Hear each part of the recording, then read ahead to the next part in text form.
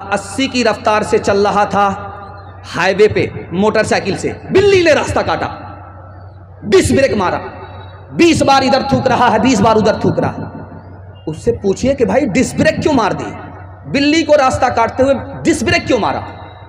तो कहेगा कि हादसा होगा, बला आने वाली है। लिखने वाले ने लिखा कि हादसा होगा अपने पाप की वजह से, और हादसा टलता है अपने पुण्य की वजह से। अपनी नेकी से हादसा टल जाता है, सदका की वजह से हादसा टल जाता है, और हादसा और मुसीबत का सामना होता अपने गुनाह की वजह से। कसूर अपना है, इल्जाम बिल्ली पर डाल रहा है। एक खास बात और सुना रहा हूं। 4 आदमी बैठे हुए थे, चर्चा हो रहा था किसी का। अचानक वही आदमी आ गया जिसका चर्चा हो रहा था। तो क्या कहते हैं कि तुम्हारी उम्र बड़ी लंबी होगी, अभी तुम्हारा चर्चा हो रहा था। अगर ऐसा होता, उम्र लंबी होती, चर्चा होता, तो बूढ़ों का मसला ही हल हो जाता। 4 आदमी पहले से बैठा करके रखते और बाद में आ जाते, गिद्धे की उम्र हो जाती, मरने का नाम ही नहीं लेते। और एक खास बात और भी है, जब रात में कुत्ता बोलेगा, रोएगा, तो क्या कहेंगे? किसी चौधरी का विकेट गिरने वाला है। ऐसा कुछ नहीं है। कुत्ता बला को देखता है और आगाह करता है कि जब बला तुम पर आएगी तो हम पर भी आएगी, खबरदार हो जाओ। एक मिसाल, पैगाम ख़त्म कर रहा हूँ, बहुत ध्यान से सुनिएगा। अभी मैं देख रहा था कि यहाँ मैं बयान कर रहा हूँ और पैसा आ रहा है, माशाअल्लाह। ये मकई का पैसा है और बिल्कुल चमक रहा है, देखिए माशाअल्लाह। और मकई, इस बार मकई की फसल है, दाम भी अच्छा है, और आपकी किस्मत है कि अल्लाह ने आपकी मेहनत को ज़ाय नहीं किया और आपकी मेहनत रंग लाई। तो वादा कीजिए, इस मकई से गरीबों की खिदमत करेंगे, यतीमों की मदद करेंगे, दूसरे की मदद से हाथ नहीं खींचेंगे। हाथ उठा दीजिए इंशाअल्लाह। जो खुदा से नहीं मिला ससुर से लेंगे, हाथ उठा दीजिए इंशाअल्लाह।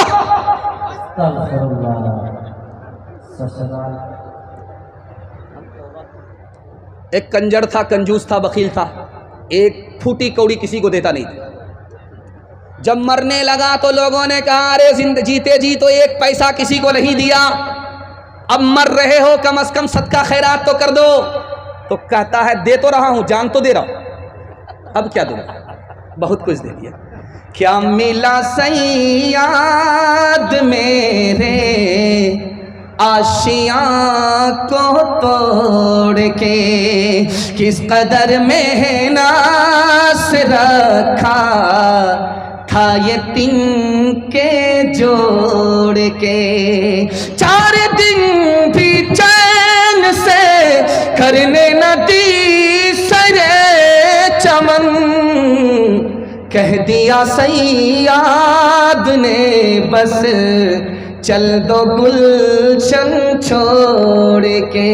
का भागा कछो घिर न रहाई, देखत नैन चला जग जाई।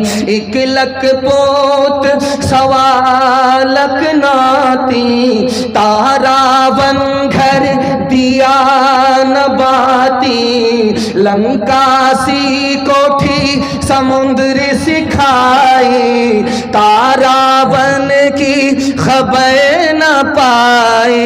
कहत कबीरा अंत की बारी, हाथ झाड़ जैसे चले जुआरी। कहत कबीरा अंत की बारी, हाथ झाड़ जैसे चले जुआरी। तेजी के साथ निकल गया, 1/3 पैगाम मेरे हिस्से का निकल चुका। बड़ी तबीयत के साथ आपने सुना। मैं आपके जवान बेटों के वास्ते दुआ करता हूँ, अल्लाह दीन दुनिया चकोनी तरक्की से मालामाल फरमाए। चौथा पैगाम, इतनी दूर मुझे सफ़र के लिए जाना है, आपकी दुआओं के सदके में आफत और बलाओं से हिफाजत होगी। इतनी दूर का मेरा सफ़र है, अगर मुझे टाइम नहीं मिलता, पप्पू यादव जी की तरह अगर मुझे टाइम मिलता, तो मैं आपको 3 मिनट में एक पैगाम सुना करके जाता, जो अभी मैं सुना रहा हूँ। इसमें मेरा कम, आपका ज़्यादा फ़ायदा है। और मैं मसनदे रसूल पर बैठ करके गारंटी आपको देता हूँ, अगर आपने इस पर अमल कर लिया तो आपके हाथ में भी पैसा होगा, जेब में भी पैसा होगा, घर में भी पैसा होगा, जरूरत खत्म हो जाएगी, पैसा खत्म नहीं होगा इंशाअल्लाह। ये 2025 चल रहा है, तजर्बा कर लीजिए। अगर तजर्बा झूठ हो जाए तो मेरा गिरेबान पकड़ सकते हैं आप। इतनी पक्की बात कर रहा हूं। आपके हाथ में भी पैसा, जेब में भी पैसा, घर में भी पैसा, जरूरत खत्म हो जाएगी, पैसा खत्म नहीं होगा। इसकी गारंटी मसनद रसूल पर दे रहा हूं। लेकिन इसके लिए आपको दो काम करने हैं। इसको डायरी पर नहीं, दिल की डायरी पर नोट कीजिए। पहला काम, हलाल कमाइए। अगर हराम कमाते हैं तो मैं गारंटी वापस ले रहा हूं। और दूसरा काम, हिसाब से खर्च करना है। थोड़ा पैसा है, थोड़ा खर्च कीजिए। जेब को देखना है, दूसरे को देखना नहीं है। दूसरे को दिखाकर, देख करके पैसे को उड़ाना नहीं है, बहाना नहीं है। एक साल हलाल कमा करके दिखाइए, एक साल हिसाब से खर्च करके दिखाइए। मसनद रसूल पर गारंटी देता हूं, हाथ में भी पैसा, जेब में भी पैसा, घर में भी पैसा, जरूरत खत्म हो जाएगी, पैसा खत्म नहीं। आप जब लुकमा उठाते हैं थाली से, कितना छोटा होता है, देख लीजिए, ये साइज है। और जब हलक के नीचे उतरता है तो साइज और छोटा हो जाता है। एक लुकमा उठाया आपने, भूख नहीं मिटी, फिर दूसरे लुकमे को आपने उठाया, उसका साइज देखिए कितना छोटा है। फिर उसके बाद हलक के नीचे उतारा और छोटा हो गया, इतना छोटा साइज है। दो ही लुकमा सिर्फ हराम है, कितना छोटा। लेकिन जानते हैं इसकी नहुसत, 40 दिनों तक आपकी कोई नेकी कबूल नहीं होगी, सर के ऊपर, आसमान के ऊपर नहीं जाएगी। अल्लाह। जब दो लुकमे का ये हाल है तो ये गोदाम भरने का, पेट भरने का कितना बड़ा नुकसान होगा। हराम से पेट नहीं भरना है। बंधन लोन हमारी बीवी उठाएगी, LIC की किस्त हम जमा करेंगे। हाथ उठा दीजिए, बिल्कुल सही जा रहा है। रांची जाने के लिए तैयार हो जाइए हमारे साथ। हम हाफ हैं और हाफ के साथ एक फुल होना चाहिए। ये देखिए, ये दौर है रुपया का, अभी पैसा का दौर नहीं है। अभी 150 साल पहले पैसा का दौर चलता था, अब ये रुपया का दौर है। 2 पैसा आपने किसी का मार लिया, सिर्फ 2 पैसा, 200 भी नहीं, 100 भी नहीं, सिर्फ 2 रुपए, 2 रुपया भी नहीं, 2 पैसा आपने अगर किसी का मारा, आखिरत में 700 मकबूल नमाजें आपके नामे अमाल से छीन ली जाएगी। जब 2 पैसे का ये हाल है, जब 2 पैसे का ये हाल है तो 2000 का क्या हाल होगा, 200 का क्या क्या हाल होगा। एक कटिहार रेलवे स्टेशन में जेब काटता था और वहां से पैसा लूट करके अपने गुरु को ला करके देता था। लूट करके लाता था, कूट करके खाता था। रोज 2000 रुपये, रोज 2 लाख रुपए लूट करके लाया, कूट करके खाया। एक दिन सिर्फ 2 रुपए ला करके अपने गुरु को दिया। गुरु ने सर पर हाथ रख करके पूछा, अरे आज इतना कम, सिर्फ 2 रुपए। उसने कहा कि गुरु, बहुत मोटा माल हाथ आया था, वापिस कर दिया। अरे तेरा दिमाग खराब हो गया है। लाते, लूट करके खाते, बैठ करके खाते, लूट करके लाते, वापिस क्यों कर दिया? आपके दिल तक इस मिसाल को पहुंचा रहा हूं। उसने कहा कि जिसकी जेब काटी थी वो अंग्रेज था, बहुत मोटा माल हाथ आया था। इतना पैसा था कि 17 नस्ल अगर बैठ करके खाती तब भी नहीं घटता, इतना मोटा माल था। लेकिन वापिस कर दिया, लेकिन वापिस कर दिया, वापिस कर दिया। पूछा क्यों? कहा अंग्रेज का पैसा हाथ मारा, जब लेकर के चला ख्याल आया अगर वापिस नहीं किया क़यामत में पहुंचा। अंग्रेज हजरत ईसा का उम्मती है, मैं मोहम्मद सल्लल्लाहु अलैहि वसल्लम का उम्मती हूं।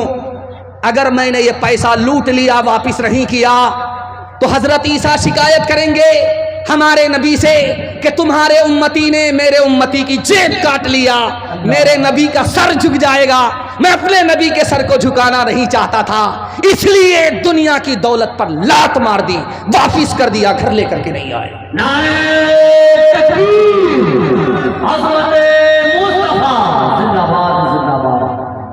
हाथ उठाइए, वादा कीजिए, हलाल कमाएंगे, हिसाब से खर्च करेंगे इंशाअल्लाह। ये गेड़ा बाड़ी में दूध ला करके बेचता था। 1 किलो दूध में 10 किलो पानी मिलाता था और कसम खा करके कहता था कि मैं दूध में पानी नहीं मिलाता हूं, पानी में दूध मिलाता हूं। 1 किलो दूध 10 किलो पानी। 99 दिन चोर के एक दिन कोतवाल का दूध बेच करके जा रहा था, बटुआ में पैसा था, साइकिल से जा रहा था। पेशाब की हाजत हुई तो पाकड़ के दरख्त के नीचे साइकिल लगाया, बटुआ रखा। हाजत के लिए जैसे गया, ऊपर बंदर बैठा हुआ था, नीचे आकर के बटुआ ले गया। जब वापिस आया तो देखा कि आंख बंद डब्बा गायब। तो उसने ऊपर जैसे ही सर उठाया तो देखा कि बंदर बटुआ से पैसा निकाल करके देख रहा कि असली है कि जाली है। इसने हाथ जोड़ करके कहा कि महाराज पैसा दे दो, पूरी मेहनत का पैसा है, रात दिन की मेहनत का पैसा है, वापिस कर दो, केला खिलाएंगे, वादा है। तो बंदर की तवज्जो जैसे ही बटी, उसके हाथ से एक सिक्का छूट करके पानी में गिरा, टभाक। उसको मजा आया कि बाप रे, डीजे की आवाज कितनी शानदार, किसकी शादी हो रही है। उसने दूसरा सिक्का निकाला, फिर डाला, टभाक, मजा आ गया। इसने देखा कि बंदर तो खेल तमाशे में लग गया, तो पूरा मेरा बटुआ खाली कर देगा। उसने हाथ जोड़ करके कहा महाराज रहम करो, मेरी बीवी पर, मेरे बच्चे पर रहम करो, भूखे हैं, ये पैसा लेकर के जा रहा हूं उनके लिए।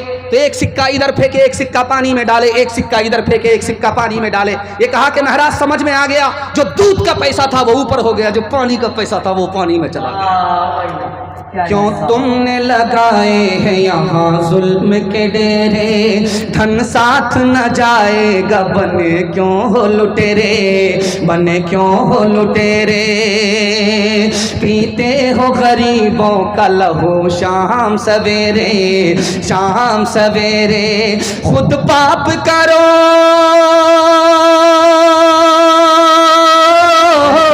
खुद पाप करो, नाम हो शैतान का बदनाम।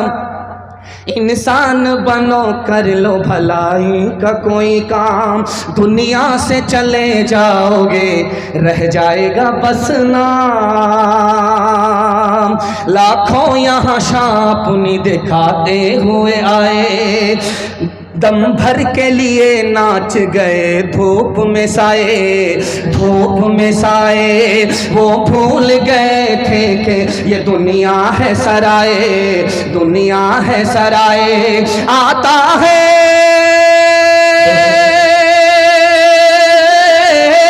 आता है कोई सुबह तो जाता है कोई शाम।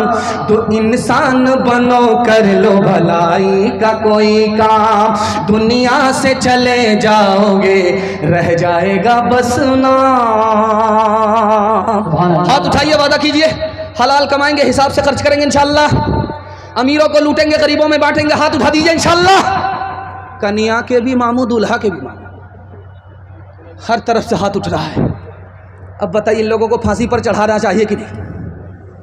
चौथा पैगाम जवानों के हवाले से, यहां से लेकर वहां तक मैंने कहा था कि पिंडाल इतना बड़ा है, इंशाल्लाह मजमा उससे बड़ा होगा, और लोग बैठ करके भी सुनेंगे, कुर्सी पर भी सुनेंगे, खड़े खड़े भी सुनेंगे। कुर्बान जाइए, कुर्सी पर बैठे लोग वो तो और सुकून से सुन रहे हैं, बैठने वाले सुकून से सुन रहे हैं, जो खड़े हैं और ज़्यादा सुकून से सुन रहे हैं। अल्लाह सबको कबूल फरमाए। जवानों के हवाले से पैगाम यहाँ से लेकर के वहाँ तक सुनने के लिए तैयार। अल्लाह हमारे जवानों को दीन दुनी रात चगुनी तरक्की से मालामाल फरमाए। हमारा जवान समाज में दारू क्यों पी रहा है? 3 वजह से। आपके घर में अगर कोई दारू पी रहा है, आप समझा रहे हैं, समझ नहीं रहा है, 3 वजह से दारू पी रहा है। दारू क्यों पी रहा है? 5 से 7 मिनट की मेरे तकरीर बाकी रह गई है। मैं आपकी खिदमत में आपके जवानों के हवाले से पैगाम देना चाह रहा हूं। हमारे जवान मुल्क की तरक्की का सामान है। जवान को तरक्की होगी, मुल्क तरक्की होगा। हिंदुस्तान के आईन में एक दफ़ा है, उसका नाम है 47, दफ़ा 47। हिंदुस्तान के दस्तूर में, जो हमारा मुल्क जिस कानून से चलता है आज़ादी के बाद से, उसके दस्तूर की दफ़ा 47 में लिखा हुआ है, महात्मा गांधी जी ने इस दफ़ा को लिखाया था, पूरे मुल्क में शराब को बंद होना चाहिए। पूरे मुल्क में शराब को बंद होना चाहिए। मैं कुरान के हवाले से बाद में बताऊंगा, दस्तूर की दफा 47 के हवाले से आपको बता रहा हूं। महात्मा गांधी जी ने दस्तूर में लिखाया, दफा 47 में लिखा हुआ है, पूरे मुल्क में शराब को बंद होना चाहिए, सिर्फ बिहार में नहीं। बिहार ने इस मामले में हमारा सर ऊंचा कर दिया। उत्तर प्रदेश में जाओ, दारू का सैलाब है। झारखंड में जाओ, दारू का सैलाब है। बंगाल जाओ, दारू का सैलाब है। सिर्फ वाहिद बिहार है जिसमें दारू पर लाइसेंस नहीं मिलता। इस बिहार ने महात्मा गांधी जी का सर फख्र से ऊंचा कर दिया। महात्मा गांधी जी से पूछा गया कि आप दारू को पूरे मुल्क में क्यों बंद करना चाहते हैं? तो महात्मा गांधी जी ने कहा कि अगर दारू जारी रहेगी, जवान दारू के रौं में बह जाएगा। जब जवान बह जाएगा, मुल्क पीछे होगा, कौम पीछे होगी। जवान आगे होगा, मुल्क आगे होगा, कौम आगे होगा। एक मिसाल पर पैगाम खत्म कर रहा हूं। आपके घर में कच्चा अंडा होगा, कच्चा अंडा। कच्चा अंडा आप लीजिए, उसको तोड़िए और शराब के गिलास में डाल दीजिए। शराब के गिलास में कच्चा अंडा तोड़ करके डालिए, वो ऐसे पक जाएगा जैसे चूल्हे पर अंडा पकता है। अब गौर कीजिए कि शराब में तो पानी है, पानी में अंडा टाइट कैसे हो गया? अंडा पानी में कैसे पक गया? शराब की बोतल गिलास में डालकर कच्चे अंडे को तोड़ करके आप देखिए, अंडा पक जाता है। पता चला जिस तरह चूल्हे में आग है, उसी तरह शराब में आग है। जब हलक के नीचे शराब आएगी तो अतड़ी को उसी तरह गला कर रखेगी। दारू पीता नहीं है, दारू पीने वाले के साथ बैठता है। शराब पीता नहीं है, शराब पीने वाले के साथ बैठता है। बाप ने मना किया, बेटा दारू पीने वाले के साथ मत बैठो, खराब हो जाओगे। बेटे ने कहा, अब्बा हुजूर वो खराब है अपनी जगह, मैं सही हूं अपनी जगह, मुझे कोई फर्क नहीं पड़ता। बाप को समझ में आ गया, जोश है होश नहीं है। बाप ने कहा कि बेटा जाओ, गेड़ाबाड़ी जाओ, एक पेटी सेब खरीद करके लाओ। एक पेटी सेब खरीद करके बाप के पास बेटा लेकर के आया। तो बाप ने कहा कि बेटा अब पेटी खोलो, कोई सेब सड़ा हुआ तो नहीं है? तो बेटे ने जब चेक किया तो एक सेब सड़ा हुआ था। बेटा जब पेटी से उसको निकाल करके फेंकने लगा तो बाप ने कहा कि बेटा वो खराब है अपनी जगह, ये सही है अपनी जगह, फेंकने की जरूरत नहीं है। पेटी को बंद करो, 3 दिन के बाद देखना। 3 दिन के बाद जब पेटी को खोला गया, पूरी पेटी सड़ गई। अब बाप ने मौके का चौका मारा, तुम तो कहते थे कि वो खराब है अपनी जगह, मैं सही हूं अपनी जगह। एक खराब सेब ने पूरी पेटी को सड़ा दिया। एक खराब आदमी पूरे खानदान को खराब कर देता। हाथ उठाइए, वादा कीजिए शराब से बचेंगे, दूसरे को बचाएंगे। हाथ उठा दीजिए इंशाअल्लाह। जवानी में पकड़े हैं, बुढ़ापे में छोड़ देंगे। हाथ उठा दीजिए इंशाअल्लाह। बड़े बड़े की चोरी पकड़ी जा रही है। आशिकों को शबाब ने मारा, फासिकों को शराब ने मारा, आलिमों को किताब ने मारा, मुंशियों को हिसाब ने मारा। हम जो अब तक बचे रहे उनसे, हम जो अब तक बचे रहे इनसे, हमको रोटी कबाब ने मारा, हमको रोटी। आखिरी पैगाम हिंदू मुसलमान भाईचारा के हवाले से।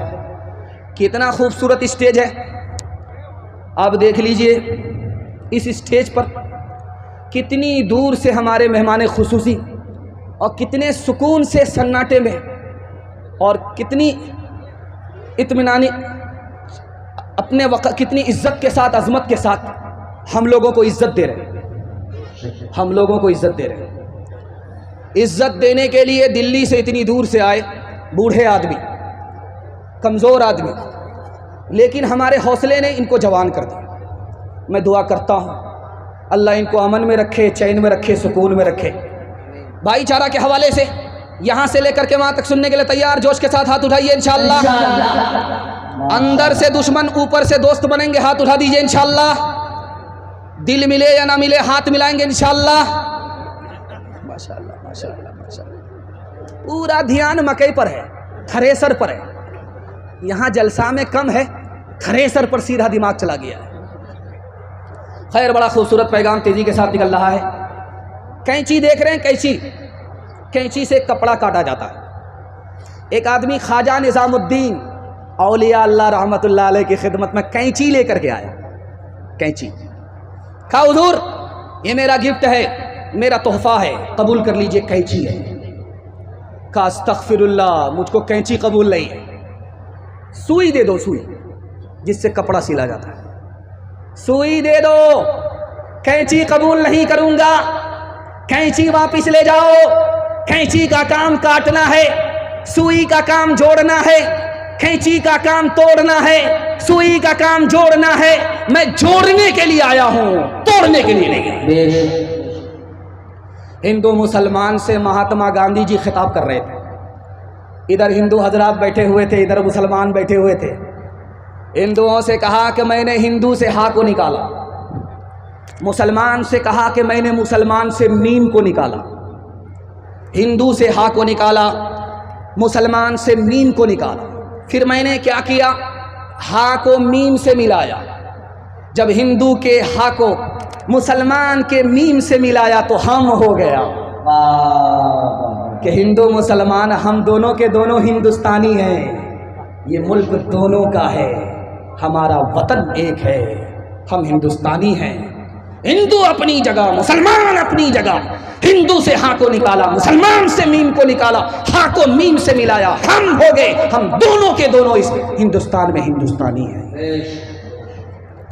संत कबीर नगर उत्तर प्रदेश में है। संत कबीर नगर उत्तर प्रदेश में है। संत कबीर नगर जिला है, उत्तर प्रदेश में है।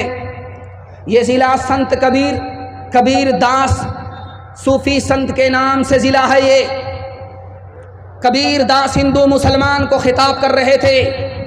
मुसलमान से कहा खड़े हो जाओ, हिंदुओं से कहा खड़े हो जाओ। हिंदू से पूछा कि तुम मानते हो ये दुनिया जाने वाली है? हिंदू ने सर पर हाथ रख करके कहा कि हाँ ये दुनिया जाने वाली है। मुसलमान से कहा कि तुम मानते हो कि ये दुनिया जाने वाली है? मुसलमान ने सीने पर हाथ रख करके कहा कुल्लु मन अलैहा फान, ये दुनिया फना होने वाली है। अब कबीर दास ने हिंदू मुसलमान से कहा याद रखो, जब हिंदू मानता है ये दुनिया जाने वाली है, मुसलमान मानता है ये दुनिया जाने वाली है, तो जो चीज जाने वाली होती उस पर कोई झगड़ा नहीं करता। जब तुम्हें भी पता है ये दुनिया जाने वाली है, हिंदुस्तान जाने वाला, जब उसे भी पता है कि हिंदुस्तान जाने वाला है, तो हिंदुस्तान पर हिंदू मुसलमान का झगड़ा कैसा? हाथ उठाइए, वादा कीजिए, मोहब्बत से जिएंगे, मोहब्बत से मरेंगे इंशाअल्लाह। न तेरा है न मेरा है, ये हिंदुस्तान सबका है। नहीं समझी गई ये बात तो नुकसान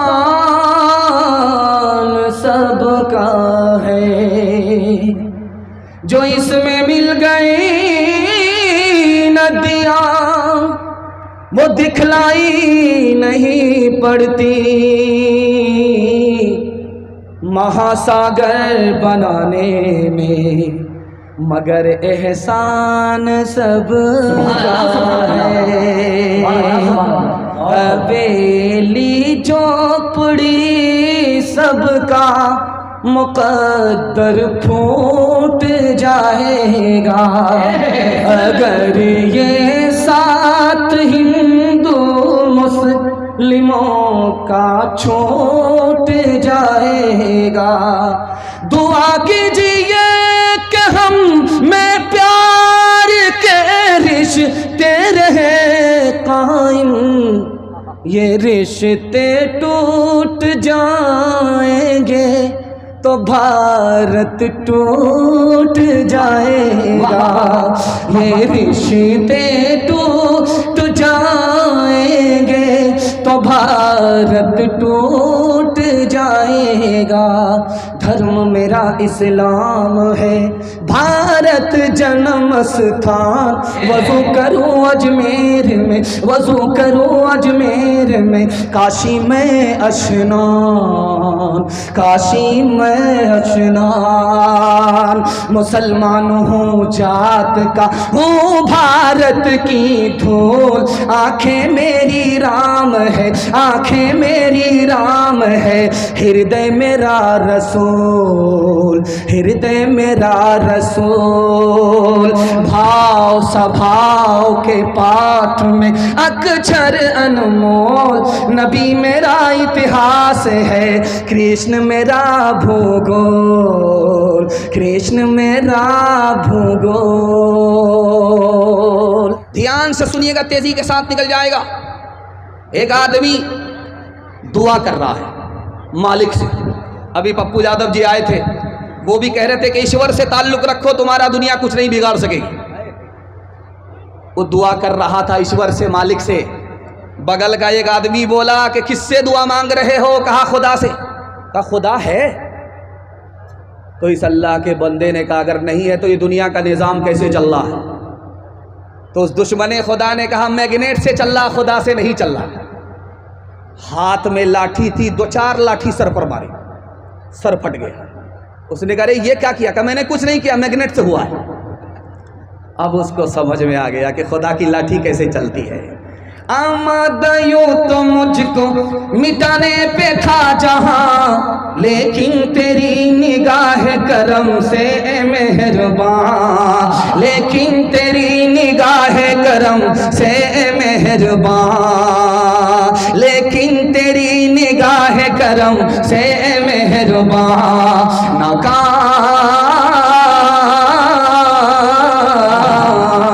नाकाम हो गई है मेरे दुश्मनों की चाल। ऐ रब्बे जुल जलाल, ऐ रब्बे जुल जलाल, ऐ रब्बे जुल जलाल, ऐ रब्बे जुल जलाल।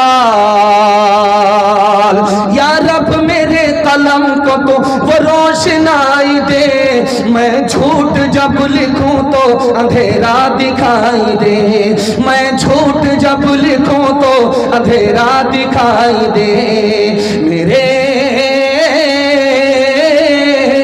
मेरे शूर व फिक्र में तेरा ही है जमाल। ऐ रब्बे जुल जलाल, ऐ रब्बे जुल जलाल। बड़ा खूबसूरत पैगाम तेजी के साथ निकल रहा है। जुमा के दिन आप देखेंगे हट्ठा कट्ठा उल्लू का पट्टा भीख का कटोरा लेकर के बोलेगा अल्लाह के नाम पर दे दो, अल्लाह के नाम पर दे दो। एक आदमी बोला कि भीख मांग रहा है कि फुटबॉल खेल रहा है? भीख भी मांग रहा है, कटोरा भी उछाल रहा है, भीख भी मांग रहा है, सर भी उछाल रहा है। अरे भीख मांगो तो शर्म से मांगो, सर झुका करके मांगो। तो उसने कहा किस बात की शर्म? मेरा दादा नेशनल फकीर, मेरा बाप इंटरनेशनल फकीर, खानदानी पेशा। लेकिन जब भीख देने वाला आया, उसने सरकार करके भीख दिया। इसने हाथ पकड़ करके कहा कि भाई साहब आप तो भीख देने वाले हो, शरीफ आदमी हो, आप सर झुका करके भीख क्यों दे रहे हो? आपको तो सर उठा करके भीख देना चाहिए। भीख मैं मांग रहा हूं, बेशरम हूं, मुझे सर झुका करके भीख मांगना चाहिए। उसने कितनी प्यारी बात कही है, आपके दिल तक पहुंचा रहा हूं। हाथ उठाइए, वादा कीजिए आज आजान सुनेंगे, कल नमाज पढ़ेंगे इंशाअल्लाह। खैर माशाअल्लाह, मैं लास्ट तक आपका जनाजा पढ़ा ही दूंगा। ध्यान से सुनिएगा, तेजी के साथ निकल जाएगा। उस आदमी ने कहा यार तुम्हारे लिए अल्लाह ने कल ही मेरी जेब में पैसा डाल दिया और तुमको भीख का कटोरा लेकर के आज यहां खड़ा कर दिया। मेरा रास्ता फलका की तरफ निकल रहा था, मूसापुर की तरफ भेज दिया। उसी का दिया हुआ पैसा, उसी के नाम से, उसी की तौफीक से मैं तुमको दे रहा हूं। काम तो वो बना रहा है, नाम मेरा हो रहा था, इसलिए सर गाड़ करके भीग दिया, सर उठा करके भीग नहीं दिया। किससे सीखे खान जी ऐसी अनोखी देन, किससे सीखे खान जी ऐसी अनोखी देन, दाम गिरा से देवत हो नीचे राखो ने, नीचे राखो ने। देने वाला देवत, देवत है दिन रैन, लोग भरम मुझ पर करे, लोग भरम मुझ पर करे, यहाँ से नीचे नैन, यहाँ से नीचे नैन। पूरी ताकत लगा करके मैं आपको बयान सुना रहा हूं। ये माइक इतना बूढ़ा है, ये हमको बूढ़ा कर देगा। मैं शुरू से कह रहा हूं, अरे आवाज बढ़ाओ यार, आवाज बढ़ाओ। तुम्हारे माइक में मुझे पूरी ताकत लगानी पड़ती है। दूसरा पैगाम सीरत के हवाले से 2 मिनट का पैगाम आपके सर से गुजार रहा हूं, यहां से लेकर के वो आप लोग सुनने के लिए तैयार, जोश के साथ हाथ उठाइए इंशाअल्लाह। बहुत खूबसूरत पैगाम आपकी खिदमत पर रखने के लिए जा रहा हूं, बहुत ध्यान से सुनिएगा, तेजी के साथ निकल जाएगा। अमेरिका का जॉर्ज बर्नार्ड शॉ, वो बोला इस्लाम बहुत अच्छा मजहब है, मुसलमान बहुत बुरे हैं। लोगों ने कहा क्या मतलब हुआ?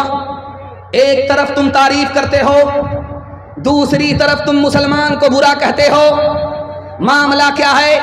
उसने समझाया इस्लाम सबसे अच्छा मजहब है, मुसलमान सबसे बुरे हैं। इस्लाम सबसे अच्छा मजहब है, मुसलमान सबसे बुरे हैं। कुरान जैसी किताब मुसलमान को मिली, लेकिन कुरान से दूर, कुरान पर अमल मुसलमान का नहीं, इसलिए इस्लाम सबसे अच्छा मजहब है, मुसलमान सबसे बुरी कौम है। दूसरे नमूने को आपकी खिदमत पर रखता हूं। इस हिंदुस्तान में अंबेडकर साहब इरादा जाहिर किए, मुझे इस्लाम कबूल करना है, कलमा पढ़कर मुसलमान होना। लखनऊ से मौलाना अली मियां नदवी रहमतुल्लाह अलैह आ गए, कहा कि हुजूर कलमा दोनों हाथ से पेश करता हूं, आप कलमा पढ़कर मुसलमान हो जाइए। अंबेडकर साहब ने कहा कि इस्लाम तो बहुत अच्छा है, मैं इस्लाम का एहतराम करता हूं, आप भी बहुत अच्छे आलिम हैं, मैं आपका भी एहतराम करता हूं, लेकिन कलमा पढ़कर मुसलमान नहीं बनूंगा। अब पैर के नीचे से ज़मीन निकल गई। अभी तक तो इरादा था कलमा पढ़कर मुसलमान हो जाएंगे, अब अचानक इरादा बदल गया। अब कहते हैं कि इस्लाम अच्छा मजहब है, आपका एहतराम करता हूँ, इस्लाम का एहतराम करता हूँ, कलमा पढ़कर मुसलमान नहीं हो सकता। पूछा गया कि बात क्या है, तो कहा कि मौलाना कपड़े से आप मुसलमान नजर आते हैं, शक्ल से आप मुसलमान नजर आते हैं, जिस्म से आप मुसलमान नजर आते हैं, लेकिन हिंदुस्तान में 80% मुसलमान, मुझको मुसलमान नजर ही नहीं आता। इस घर को आग लग गई, घर के जवाब से। अल्लाह। पादरी एक मुसलमान जवान से बोला कि तुम बड़े हो या तुम्हारी दाढ़ी बड़ी है? बोला कि आप भी अजीब आदमी हैं, मैं पहले पैदा हुआ, दाढ़ी बाद में पैदा हुई, तो मैं दाढ़ी से बड़ा हूं, दाढ़ी मुझसे कैसे बड़ी हो सकती है? क्या यार अजीब बात है, 20 साल पहले जब तुम मेरे पास आए थे तो तुम्हारी दाढ़ी काली थी, 20 साल के बाद जब आए हो तो तुम्हारी दाढ़ी सफ़ेद हो गई। 20 साल पहले मेरे पास आए तो दाढ़ी काली थी, 20 साल के बाद तुम्हारी दाढ़ी सफ़ेद हो गई, 20 साल में तुम्हारी दाढ़ी बदल गई, लेकिन तुम 20 साल से मुसलमान हो, तुम नहीं बदले। अफसोस तुम पर है, तुम्हारी दाढ़ी पर नहीं है। शोर है हो गए दुनिया से मुसलमान वो, हम ये कहते हैं कि थे भी कहीं मुस्लिम मौजूद, हम ये कहते हैं कि वज़ में तुम हो नसारा तो तमद्दुन महनूद, वज़ में तुम हो नसारा तो तमद्दुन महनूद, ये मुसलमान हैं जिन्हें देख के शर्माए हो, ये मुसलमान हैं। आप लोग हाथ उठा करके वादा कीजिए, बीवी से पूछ करके दाढ़ी रखेंगे। हाथ उठा दीजिए इंशाअल्लाह। कितना मुश्किल काम है आपको पता है? ज़रा पूछ करके देखिएगा कितना मुश्किल काम है। तीसरा पैगाम दुनिया और आखिरत के हवाले से। आप जैसा भी सुन रहे हैं बहुत अच्छा सुन रहे हैं। मैं जब स्टार्ट कर रहा था जलसे को अपना, तो उस वक्त मेरा मूड भी नहीं बन रहा था और आपकी पेशानी को मैं पढ़ करके देख रहा था कि आप भी सुनने के लिए तैयार नहीं हैं। अल्लाह को अच्छा ही करना था कि ब्रेक लग गया, लेकिन अल्लाह का शुक्र है डिस ब्रेक नहीं लगा। तीसरा पैगाम दुनिया और आखिरत के हवाले से आपकी खिदमत में देता हूं। जब हाथ में खुजली होती है, आंख फड़फड़ाती है, तो हम कहां पहुंचते हैं दिखाने के लिए जा रहा हूं। जब हाथ में खुजली होगी तो कहेंगे माल आ रहा है, ससुर ने कमा करके रखा है। ये जो हाथ की खुजली है ये खून मीठा होने की वजह से है। जब आपका खून मीठा होगा तो हाथ में खुजली होगी, इसकी वजह से माल नहीं आता, माल कमाना पड़ता। जब आंख फड़फड़ाती है तो क्या कहते हैं कि किसी दुश्मन का सामना होने वाला है। ये जो आंख फड़फड़ाती है इसकी वजह से दुश्मन का कोई सामना नहीं होता, बल्कि बलगम जब खराब होता है तो आंख फड़फड़ाने लगती है। इसी तरह कभी कभी खाते हुए जब हिचकी आती है तो लोग कहते हैं कि तुम्हें कोई याद कर रहा है। ये तो खुदा को जुमा में याद कर रहा है, रमज़ान में याद कर रहा है, इसको कौन याद करेगा? असल में सही से खाना खाया नहीं गया, सही से पानी पिया नहीं गया, इसलिए हिचकी आ रही। और एक ख़ास बात आपको बताने के लिए जा रहा हूँ। जब छप्पर पर कौवा बोलेगा तो घर की औरत कहेगी पूरब की तरफ से बोल रहा है, इसका मतलब है दामाद आ रहा है, मुर्गे में चूना लगाए। बताइए गेड़ाबाड़ी बाजार में 1000 कौवे बोलते हैं, कितने दामाद आ रहे हैं? आना मुकद्दर से है, जाना मुकद्दर से है।